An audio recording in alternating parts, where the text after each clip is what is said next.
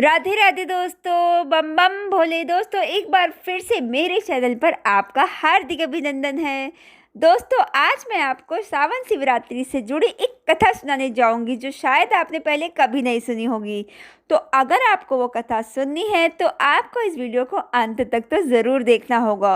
और अगर आपको कथा अच्छी लगी और आप चाहते हैं कि आपके दोस्तों और रिश्तेदारों को भी ये कथा चले पता, तो ये कथा ज़रूर से ज़रूर शेयर करना बिल्कुल भी मत भूलिए। तो चलिए बिना देरी करते हुए शुरू करते हैं सावन शिवरात्रि व्रत कथा। दोस्तों, शिव पुराण के अनुसार एक समय में चित्रभानु नाम का एक शिकारी था।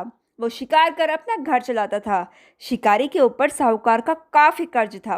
वह कर्ज नहीं चुका पा रहा था। इसी के चलते साहूकार ने उसे बंदी बना लिया था। इस दिन शिवरात्रि थी। उसने दिन भर शिव का स्मरण किया और उपवास किया। ऐसे ही पूरा दिन गुजर गया। शाम को साहूकार ने चित्रभानु को एक दिन का समय दिया कर्ज चुकाने के लिए और उसे छोड़ दिया। कर्ज चुकाने के लिए चित्रभानु पूरा दिन बिना कुछ खाए पिए जंगल में शिकार ढूंढने लगा। ऐसे ही शाम निकल गई और रात भी हो गई। इसके बाद वो रात बीतने के इंतजार में बेल के पेड़ पर चढ़ गया। इसी पेड़ के नीचे शिवलिंग था। बिना जाने शिकारी बेल पत्र तोड़कर नीचे की तरफ गिरा रहा था, जो कि संयोगवश शिवलिंग पर गिर रहे थे। इससे उसका व्रत पूरा हो गया।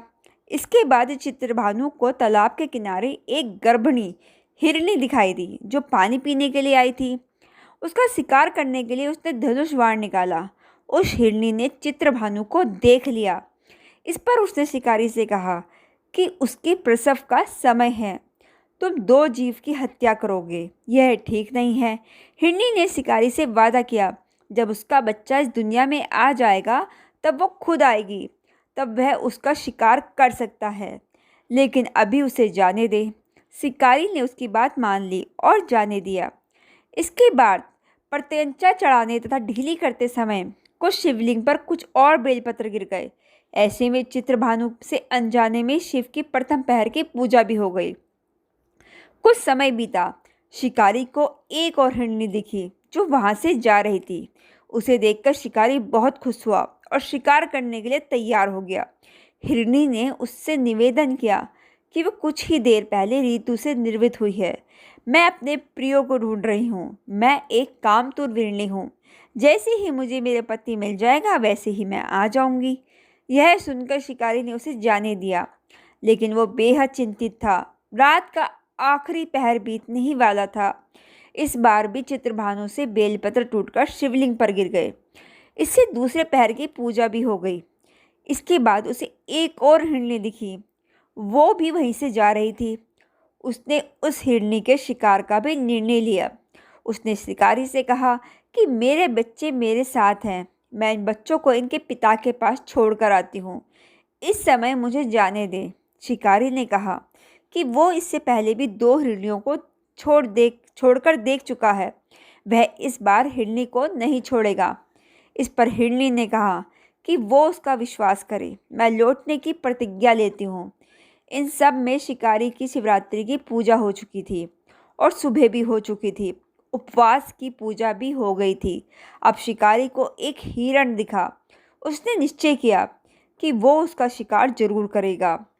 चित्रभानु ने प्रत्यंचा चढ़ा ली। इस पर हिरण ने कहा कि अगर उससे पहले आई 3 हिरनियों और उनके बच्चों का शिकार उसने किया हो तो उसका भी शिकार कर ले, जिससे उसे उनके वियोग में दुखी न होना पड़े। लेकिन अगर उन्हें जीवन दान दिया है तो उसे भी छोड़ दे। जब वो उन सभी से मिल लेगा तो वो आ जाएगा। यह सुनकर शिकारी ने उस हिरण को रात भर का घटनाक्रम बताया। तब हिरण ने कहा कि वो तीनों हिरनियाँ उसी की पत्नी हैं।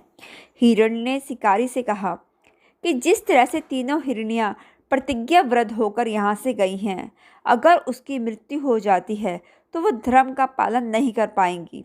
हिरण ने कहा कि जिस तरह उसने विश्वास कर हिरनियों को जाने दिया उसी तरह उसे भी जाने दे। वह जल्दी ही पूरे परिवार के साथ शिकारी के सामने हाजिर हो जाएगा। चित्रभानु ने उस पर विश्वास किया और उसे जाने दिया। उसका मन निर्मल हो चुका था क्योंकि वो शिवरात्रि का व्रत कर चुका था। उसके अंदर भक्ति की भावना आ चुकी थी। कुछ ही समय बाद वो हिरण अपने परिवार के साथ शिकारी के सामने हाजिर हो गया। उनकी सत्यता, सात्विकता एवं प्रेम भावना देखकर शिकारी का बेहद आत्मगलनी हुई। इस भाव से उसने जीवों को जीवन दान दे दिया। व्रत को पूरा करने से चित्रभानु को मोक्ष मिल गया। उसकी मृत्यु के बाद उस शिकारी को शिवगण अपने साथ शिवलोक ले गए। तो दोस्तों, कैसी लगी आपको सावन की शिवरात्रि की ये कथा? मुझसे को ज़रूर से ज़रूर कमेंट में बताइए, और कमेंट में ओम नमः शिवाय लिखना बिल्कुल भी मत भूलिएगा, और मेरे चैनल को सब्सक्राइब करना भी बिल्कुल मत भूलिएगा। राधे राधे, बम बम भोले।